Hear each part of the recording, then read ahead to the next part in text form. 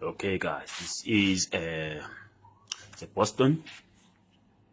It's a Boston active subwoofer, ASW-250. So you can see there, there's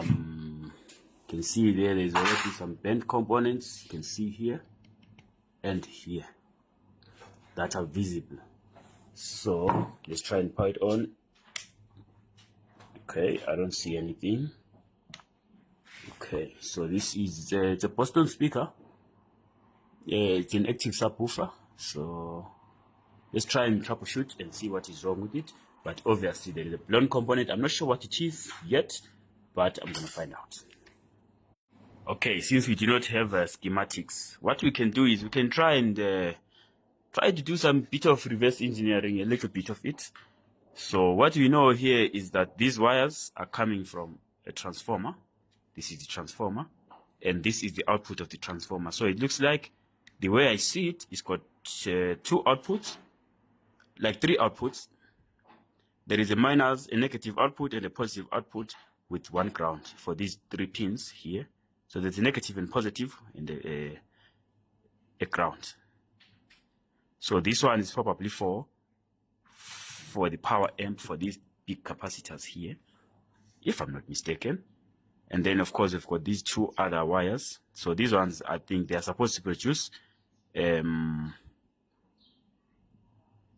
well, a single output.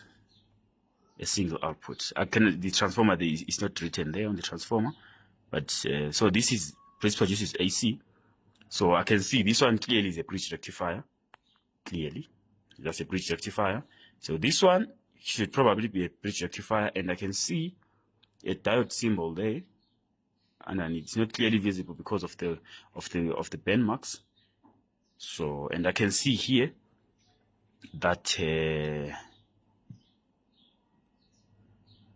these two pins, let's try and see these two pins. Well, these two pins, let me try and make this stable. Okay, like this. So you can see here that these two pins, this pin is going to one leg of a capacitor, and this other pin is going to another leg of a capacitor. And this pin is the input from one of the wires of the transformer. And this one is also an input from one of the legs of the transformer, but on the other side of the board, you can see here. So this is the track is partially bent here. I'm not sure if you can see it clearly here. Let me try and I've switched on the torch. Oh, it's not that clearly visible, but there is a bent track here from one of the pins going to one leg of the bridge. So this clearly is a bridge rectifier, and the values of the capacitor is a 1000 micro 35 volts. So probably we're getting some kind of maybe 25 volts here, probably up to 30, between 20 and 30 on these capacitors. So this is a bridge rectifier, and this diode probably is a feasible resistor. Probably is feasible, but the numbers are not visible anymore because of the bend marks. So, and this bridge is fine. This bridge, I think, is fine. Okay, so let's do some testing. Let's do some rudimentary testing so that we see whether we can identify the problem or not.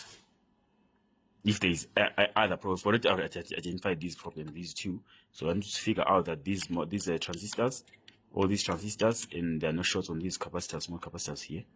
So let's do that before we try before we attempt to replace to find an equivalent for this diode. I don't think we have it, but we can find an equivalent probably. Okay, so what we've done here is we have put in a new bridge rectifier here.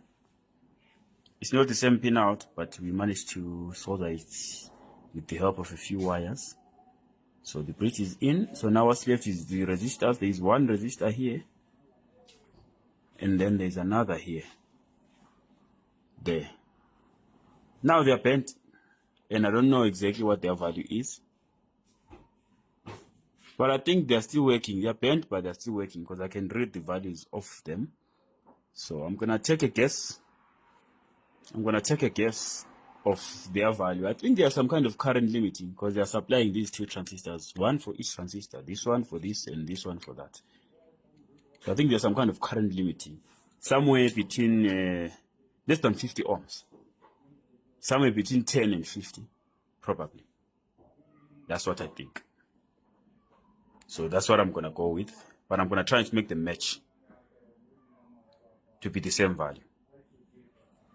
See here, these resistors, these are the resistors here. So this one is measuring, let me show you. This one is measuring, it's showing me, okay, let me put my probes nicely.